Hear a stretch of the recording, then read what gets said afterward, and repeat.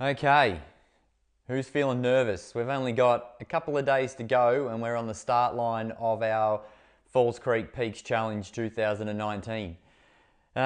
Look, this is just pretty much a good luck last video. Everyone's hopefully done all the training they need to. Look, if you're not feeling nervous, then you're probably underestimating how big the day is. It's hard to go into this thing feeling like you've got everything covered, but the best thing I can say is be prepared for everything. So, look, the weather is looking perfect. It's about 9 degrees at Falls Creek, I think, in the morning, which isn't too bad. It should be a dry run down. It's about 25 degrees around the back in Omeo on Sunday, which is perfect.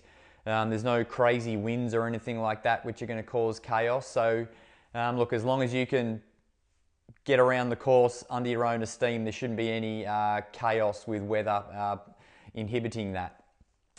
Now, the ride guides are out, so if you haven't got the email, jump on the Bicycle Network website and look, pay close attention to that. There's lots of little small things that can help. What food is available at the rest stops is pretty important, so you can know what to pick up as you go around.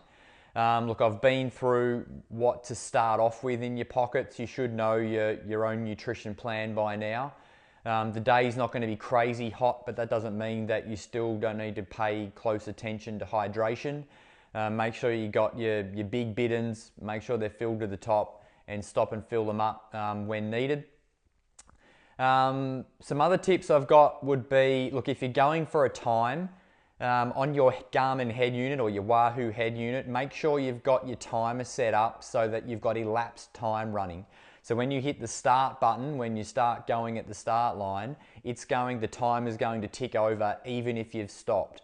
Sometimes people who run auto pause on their head units, the timer will stop if you're not moving. So you don't want that. You want it to just keep going so that when you're at angler's rest at 8.5 hours in or something like that, that is actually your elapsed time to that point. The last thing you want is to get a surprise at the finish line where you're like, hang on, I thought I did 10 hours and you've really done 10.5 because your Garmin's been pausing along the way. So that's my best tip for the Garmin setup. The other one is turn off all the other stuff you don't need. So make sure the backlight's not on your Garmin or your other head unit. Make sure the Wi-Fi's turned off. Make sure Bluetooth's turned off if you're not using it, just so that you're not going to run out of battery on it and not have a nice Strava file at the end to put up. The other things I want to go over are your pacing. Look, by now you should know your limits. It's very easy on the day to get caught up in a bunch that's too fast for you potentially. So follow your pacing guidelines that you know you've been doing in training. You're not amazingly going to be able to do an extra 20 watts if you're using a power meter, be able to do an extra 20 watts on the day than what you've been doing in training. Know that number. The best thing to do if you've been using a heart rate monitor is to pretty much never go over threshold for the entire day. Better yet, if you can keep it about 10 beats under, 5 to 10 beats under most of the time on the hard parts up the climbs, then you know that you're not burning too many matches. Look, recover when you can. Be safe on the descents. The first descent going down Falls Creek can be a little bit hectic with that many people going down, but look, just descend at your own safe pace. If you can, get to the rider briefing that's in the afternoon on Saturday, where your wave leaders will talk you through how they're going to approach the day, and you'll get a chance to ask your last minute questions and hopefully just give you a bit of confidence that they know what they're doing and they'll definitely get you there if you just follow them around the course. The other thing, I guess, is get a good night's sleep the next couple of days.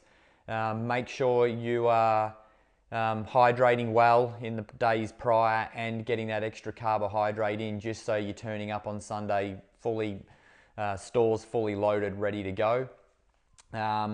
Hopefully you've had your bike checked over already. Gears are working, you've got fresh tyres on there.